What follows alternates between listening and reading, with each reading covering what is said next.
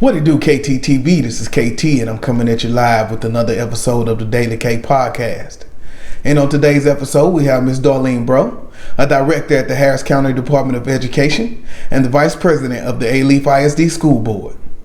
On today, Ms. Breaux is going to talk to the KTTV audience about her background in education and how it all connects, how she feels being named HAPSI School Board Member of the Year, and more. Stay tuned.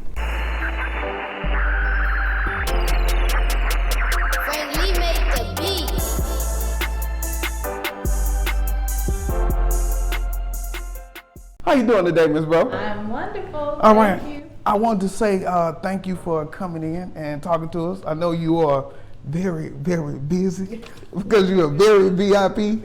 So just thank you for spending some time. Not a problem. All right. I appreciate the offer. Yes. Honestly. So I guess just jumping right into things. I know the work that you do, but just a little sum up of the background of the work you've done. And then how did you get to the point of where you are now? So I'm a 23-year educator. Yes.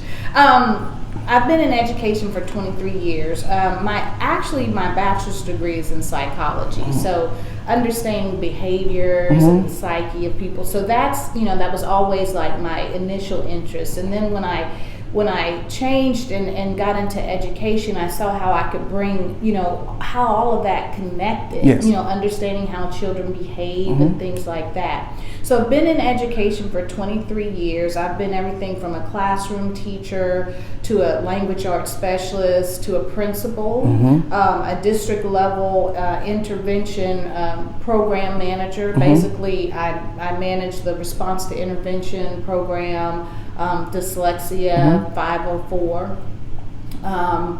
I've been the special populations coordinator at Harris County Department of Ed. Yes. And moved into the role of the director of the Research and Evaluation Institute for Harris County. Okay. Wow. And you say how long you've been doing that?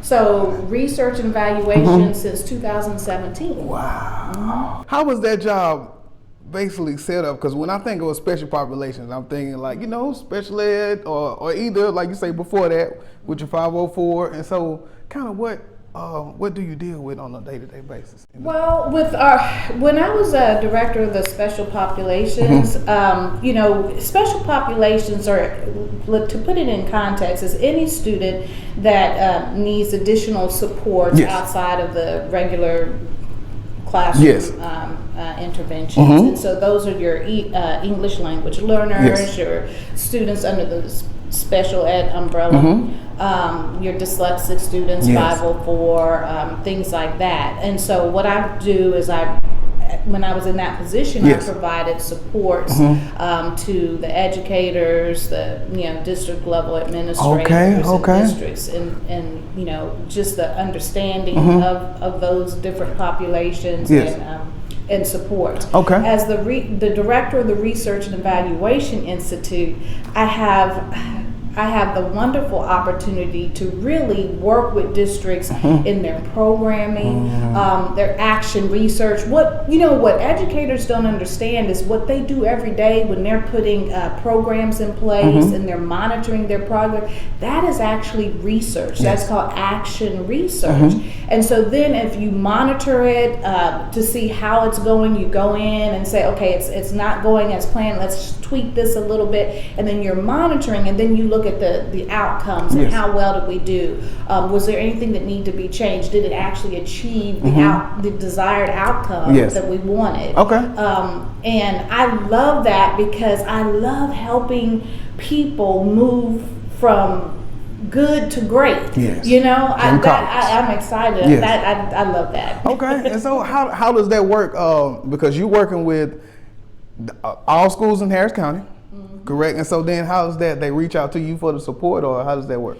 All the time. It's not just school districts in Harris County. It's charters Yes. in Harris County. It's actually districts outside of Harris County. Okay. Community colleges, nonprofit organizations. Mm-hmm. We get calls literally daily. Okay. And sometimes it's just for technical assistance. Mm-hmm. We've been also written into grant proposals that different organizations are doing, and they need independent evaluators to help evaluate the program. Mm-hmm. So yeah, they just call.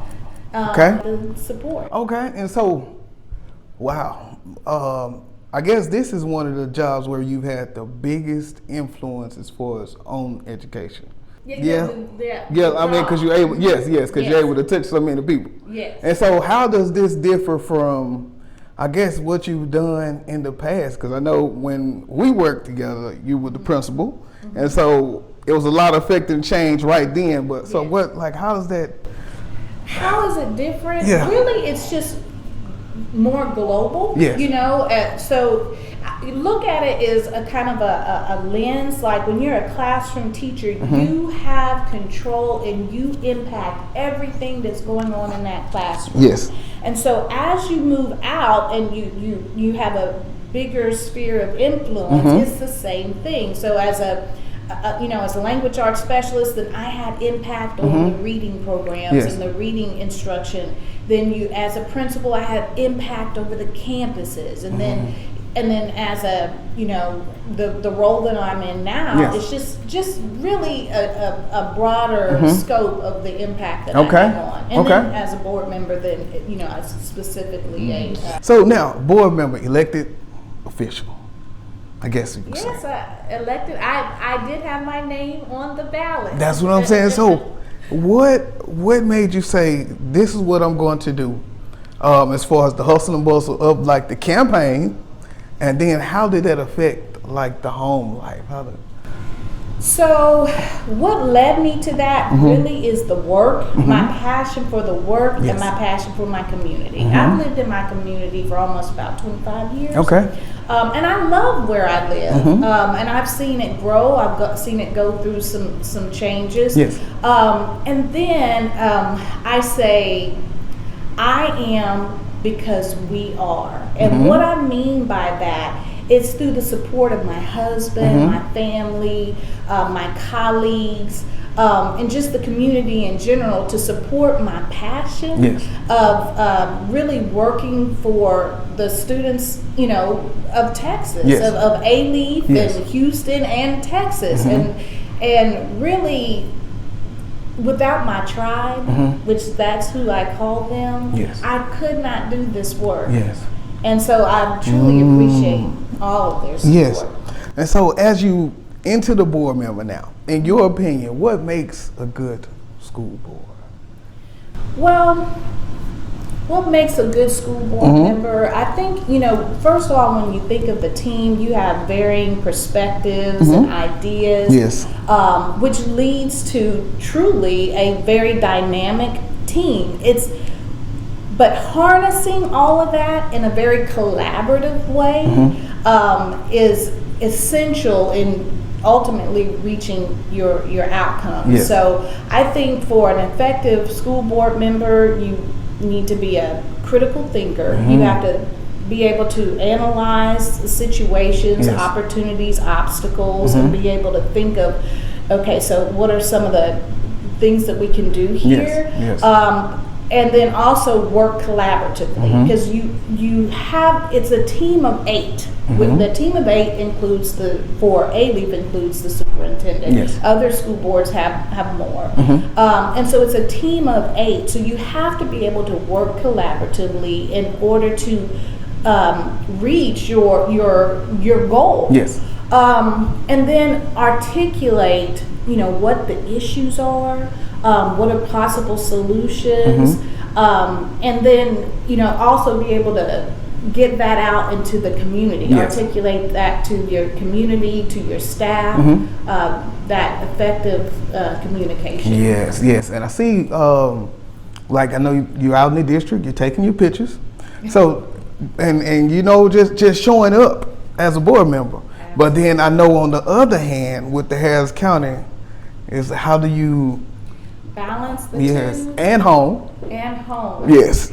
Honestly, I've taken all kinds of education. We always take all these, leadership profiles and stuff like that. And, one of the ones I took, I think, was like Strength Finders and, 360 profile, Leadership 360. And one of the things that always rises to the top for me is connectedness. In everything I do, I have an ability to see how everything connects. Yes. So what I do for Harris County ultimately, can impact Alief. Also my home, because my home is in the community. And, my husband is very involved as well. Yes, I remember the Eagles, but so everything is connected. So just in different areas, I just kind of have a different role of a larger team. So that's kind of how I see it. It's just, we're just really part of a larger team, and wherever I am, I just hold a different role. Yes, I agree with that. Because as I get more into doing this and I meet more people, and then it all comes back to the way that I'm able to support the kids on campus.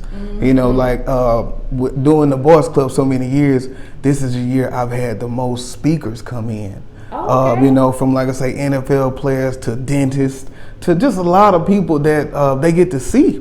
But it all stems from this role here and me meeting other people, and then it just transferring to here or transferring. So that connectedness. You say, okay, how can these people that I'm interacting with here, how can they provide something for this other area of my life that I'm involved in? And that's it. Like I say, the city councilman, everybody's came so far to talk to the boys, and they love it. But it's all interconnected. Yes. Okay. And so your role on the board is trustee. Yes, I am actually the vice president. Okay. Second term. Second time being the vice president, and I'm also the chair of our policy committee. Yes. Wow. So can you talk about those roles? Because man, it's a lot that happens. I know I'm affected, but can you talk about those roles as far as how is it being vice president? Being vice president, to me, I take it very seriously. I remember I was talking to someone the other day, and they were just mentioning, I'm going home, I'm going to do this and relax and everything. And they said, well, what are you doing? What are you going to do? And I said, I have my board notes to read, and I'm getting prepared for my board meeting. And they were like, board notes? Yes, we have board notes, and sometimes they run from 200 or more, 500. We've had board notes over, in preparation for a board meeting, well over 1,000 pages. It is critically important. The community trusted me enough to elect me. I need to ensure that I'm doing what I'm supposed to do by reading and preparing myself and asking questions either before the board meeting or during the board meeting, because these are concerns of the community. I'm not there just to represent Darlene. I'm there for every person who bubbled in Darlene Breaux on that ballot. And so I take that role very, very seriously.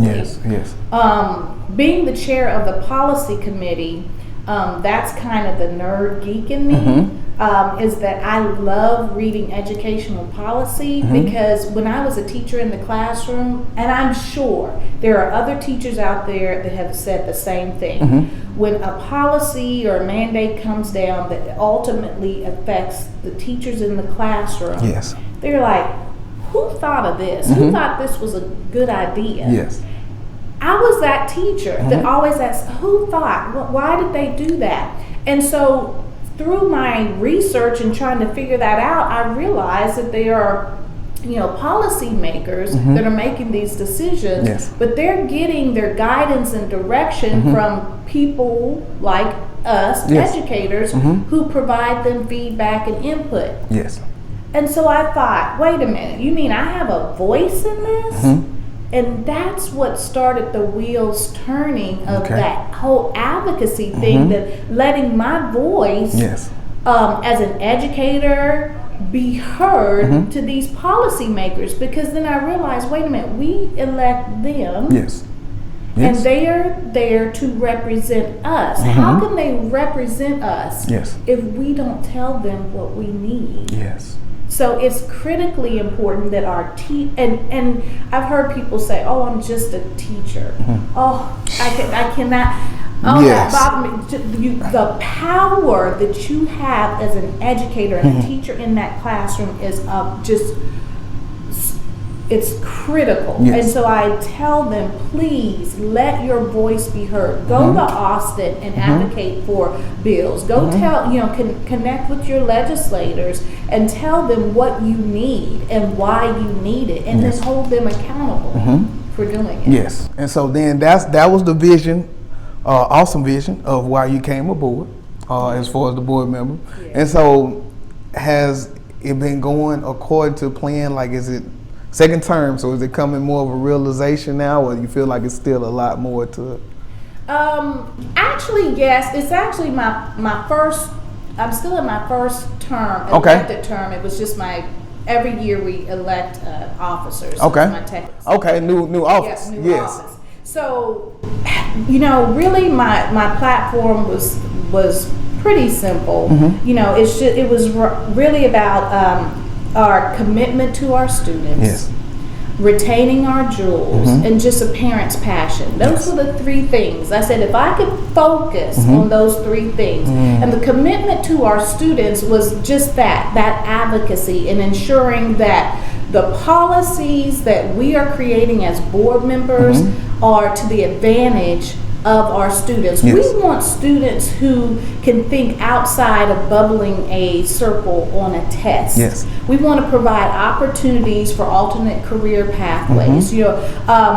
We say all the time that everybody may not want to go to college. Yes. That might not be their dream. So through our Center for Advanced Careers, our CTE programs, we provided opportunities for our kids to graduate with industry certifications, that they can either go right into the workforce and be very skilled. Also, we talked about earlier this entrepreneurship, the providing the opportunity and the education that these students can actually graduate and become entrepreneurs of their own businesses. So that was the commitment to our students as far as making sure that we are providing them also with choice. And then retaining our jewels. Our jewels are our students and our teachers.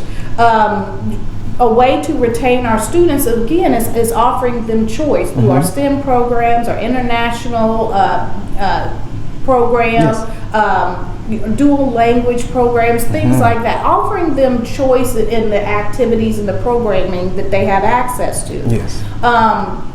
Also, for our teachers, one of the things that I was just truly excited about this year is that we were able to offer our teachers in the classroom anywhere between a 6 to an 8.48% raise. They deserve it. I guarantee they absolutely deserve it. And that was one of the proudest moments, because when I think about retaining our jewels, one of our board goals is to recruit, develop, and retain. Highly qualified teachers. And so we know that there's a national shortage in teachers. And so what are we doing to try to say, hey, come to Alief? So right now, a beginning teacher in Alief is making almost $60,000. When I first started teaching, I was making $23,000, and I was like, all right, I'm in the double digits, So retaining our jewels and our parents' passions. Our parents really, they want their children to come to school, and they want to know that they're safe. So the safety measures that we've put in place, and then they also, those soft skills and those, of just being good kids, good people. And then developing those 21st century skills, the communication, collaboration, and critical thinking. I'm a parent, my husband and I are parents of 3 unique and very diverse individuals. And I know that every program does not fit them all. Yes. So one of the things that I'm really excited about is that as chair of the policy committee, we have worked really hard to, we actually are going through or went through an equity audit.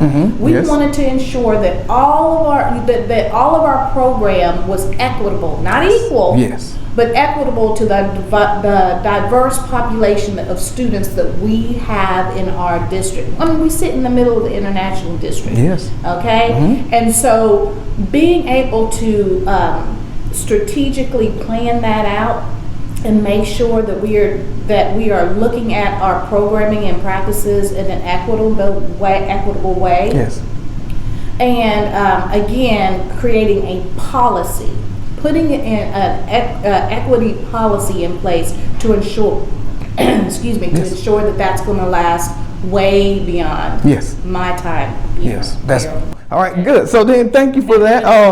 So I guess that brings to the next point, and everything you just talked about would exactly exemplify why you were board member of the year. So, board member of the year. So, go ahead. No, talk to me about it. What was? I was blown away. I had no, you know, really, I do the work because I love the work.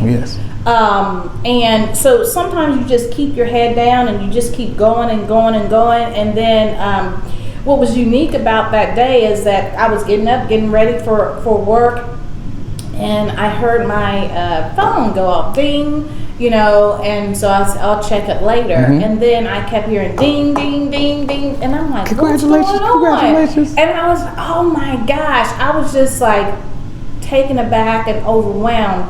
But I was, honestly, I just had to sit in it for a moment and say, I'm doing the work that my community values. I'm doing the work that they elected me for.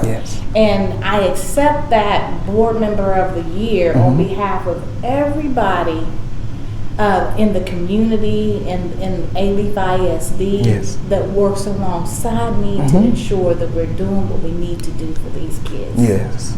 That's it. That's it. Well, congratulations again. Thank you. You know, but like I say, I mean, you do a lot, you know. You think about the training, so like how often are you, because you're doing trainings and speakings and events like this too, so that's another layer on top. So how fun is that? Like, what are you doing with that, or what kind of? Well, I get nervous every time, you know, because my nervousness comes is because I want to ensure that I'm giving them what they need, what they came for.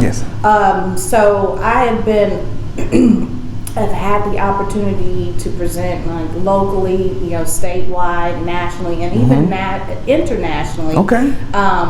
On topics such as, one that I was really excited about is that I was on Great Day Houston with Deborah Duncan and Henry Winkler, who played the Fonz in a show long ago. But it was regarding his journey with dyslexia. And so that's something that we have in common. I was identified as having dyslexia earlier on in my elementary years.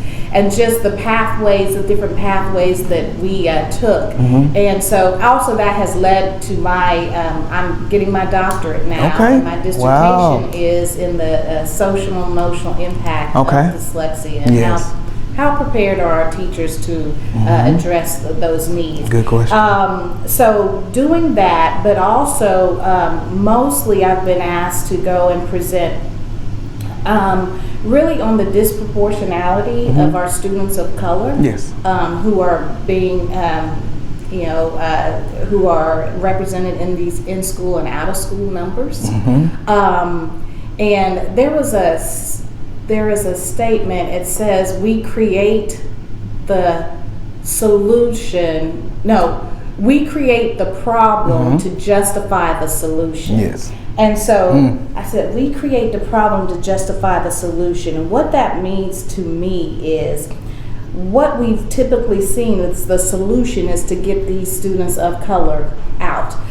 Specifically, when we say students of color, the data shows that our African Americans, males, special education, and those at-risk students are disproportionately in school and out of school suspensions. We know where that could possibly lead.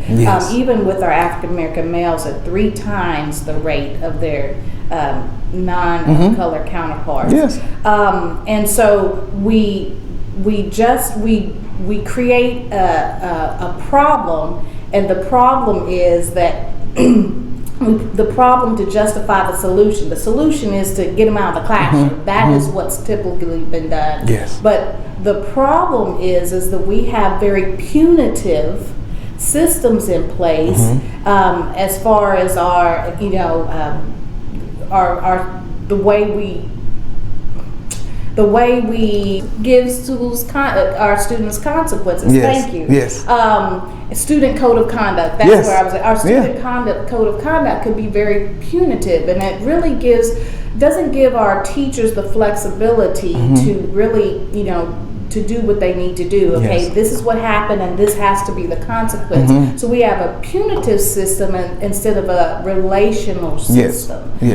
So I speak a lot, on that quite frequently. I actually just presented in San Antonio, and I'll be going to do some other workshops. As well. That makes, it makes perfect sense. I think about my first year as AP, and somebody will get in trouble. And, we got that matrix.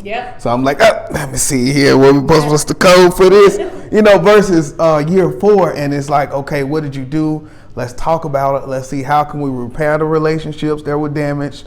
And let's see how can I teach you those replacement skills that's needed. Now, sometimes, it just may call for me to pull this shit. Absolutely. But the shift for me was I don't go there first. I go to how do we repair everything that was torn, and because just something this week was I had 2 kids kind of talking to each other, and it was the hardest thing for him. One kid, he couldn't even look at him, and he was just apologizing to him and trying to, he's saying, well, you're my friend, and when you did this, I felt this way. So things like that, but it's hard because they don't. Those are those restorative practice skills I hear you talking about. Absolutely. That's exactly, it's repairing the relationship. We can agree to disagree. We can actually have conflict. But in the midst of that, we still have to maintain the relationship or repair a broken relationship. And the change and the shifting of the mindset of the educators and the system needs to change in order for that to happen. Because really what we're teaching our students is we're putting them in a system that doesn't focus on them developing and repairing relationships. It's really like you do this and there's a consequence. So what do we expect from our students when they graduate and leave from us?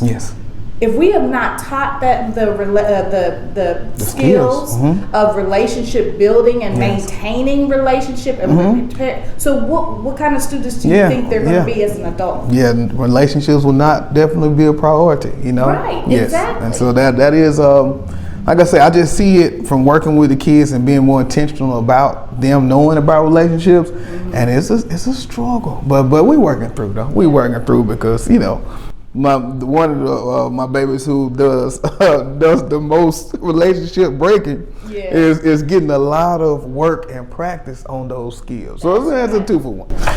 Research has actually said that in the classrooms where the teachers have built strong relationships, the students are more engaged in the instruction.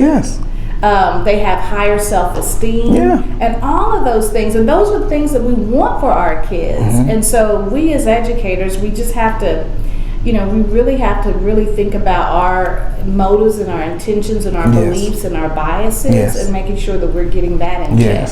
And the good thing is you can see, just for me, working with veteran teachers or working with new graduate teachers, that emotions or relationships are becoming more important in what they're coming out with. As far as, hitting the ground running, it's they really working on getting those kids engaged and making that connection with them, as well as educating them, not one or the other. Yeah. So that's happiness. Yeah.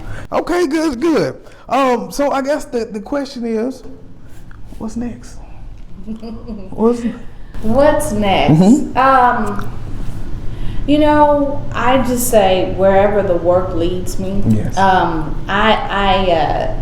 I look at I love the work, and wherever I'm needed is where I know I'll be called to. Yes. I just feel that, honestly, I'm a person that believes that that our life is a journey, not a destination. Yes. And that we are called to serve in many different ways. And so I just try to stay true to my purpose and my passion.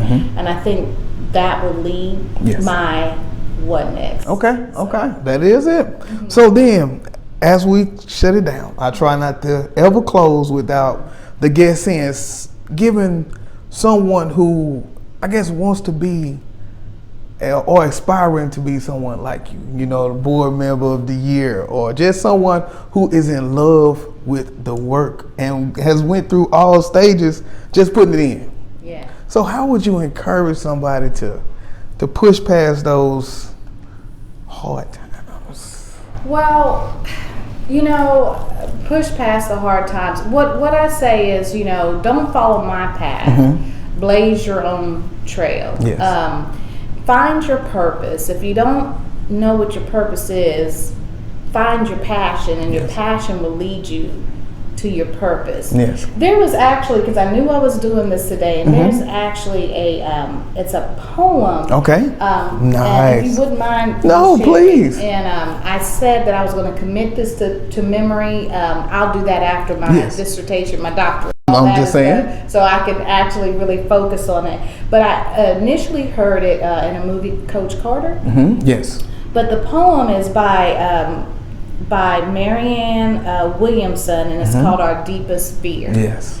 And when we think about pushing past those hard times, this speaks to me. Yes. And says, our deepest fear is not that we are inadequate. Our deepest fear is that we are powerful beyond measure. Yes. It is our light, not our darkness, that most frightens us. We ask ourselves, who am I to be brilliant, gorgeous, talented, or fabulous? Actually, who are we not to be? Yes. You are a child of God. Your playing small doesn't serve the world. There's nothing enlightened about shrinking so that other people won't feel insecure around you. We are all meant to shine as children do. We are born to make manifest the glory of God that is within us. It's not just in some of us, it's in all of us. And as we let our own light shine, we unconsciously give other people permission to do the same. As we're liberated from our own fear, our presence automatically liberates others. Yes. That's powerful. That is powerful. I guarantee it is. Wow. Thank you for that. Like, I needed that myself. I needed that. Okay, I feel good. Because that's because like I do with the quotes every day, and so I think about those, and that is like one that is always recurring. Especially on Mondays. Yep. You have it within you. Yes. You have it within you. Yeah. You gotta just push past that fear and make it happen. Okay. Now, I don't know as far as contact information. I guess with the Harris County Department of Education, like people reach out to you, or is there any way or anything that you would like to give as far as contact information? I know you. Sure. Yes. Actually, so they can reach me at Harris County Department of Ed, and my email address is it's a long one. It's dbreaux, my last name BREAUX at HCDE-Texas.org. Okay. So HCDE, Harris County Department of Ed. Okay. They can reach me. Also, they can reach me on my cell 713-806-2079. Yes. I would suggest that you text me to let me know who you are first, because we all get that spam stuff. Yes. So I try, if I don't have the number or if someone doesn't text me, I don't answer. I'll let it roll over to my voicemail. Yes. But they can always reach me. Reach me that way. Man. Well, I just want to say thank you for coming by again. Thank you for the time, the information, the knowledge. And I look forward to seeing you in the district and doing big things. Oh, I look forward to seeing you doing big things. Well, we're going to keep working. I'm extremely proud of you. I think you're doing awesome work. Thank you. I appreciate that, Ms. Breaux. Blaze Slowly but your surely. trail. Will do. I promise. All right. I think better do it then. We'd like to thank Ms. Breaux for stopping by and talking to the KTTV audience today. If you'd like to know more about her work at the Harris County Department of Education, or her work on the Alief ISD School Board, or simply what's next for Ms. Breaux, go to kttv.com for the full interview. Don't forget to subscribe, like, and comment to let me know your favorite part of this video. This is KT for KTTV signing out. 100.